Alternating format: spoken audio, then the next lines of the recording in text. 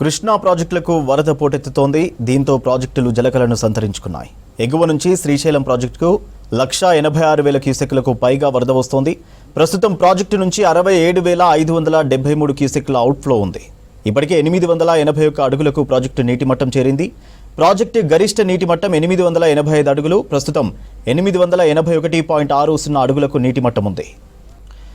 Project పూర్తి స్థాయిలో నిండడంతో కాసేపట్లో గేట్లు ఎత్తనున్నారు ఏపీ సీఎం చంద్రబాబు. ఉదయం 10 గంటలకు విజయవాడలోని ఉండవల్లి హెలిప్యాడ్ నుండి శ్రీశైలం చేరుకున్నారు బాబు. శ్రీశైలం సమీపంలోని సున్నిపెంట హెలిప్యాడ్లో స్థానిక నేతలు చంద్రబాబుకు ఘనంగా స్వాగతం పలికారు. తర్వాత శ్రీశైలం దేవస్థానంకు వెళ్లి భ్రమరాంబిక సమేత మల్లికార్జున స్వామిని దర్శించుకున్నారు. కాసేపట్లో శ్రీశైలం జలాశయం దగ్గర నిర్వహించే జలహారతిలో పాల్గొంటారు చంద్రబాబు. ఆ తర్వాత రేడియల్ క్రస్ట్ గేట్లెత్తి దిగువకు నీటిని విడుదల చేయనున్నారు.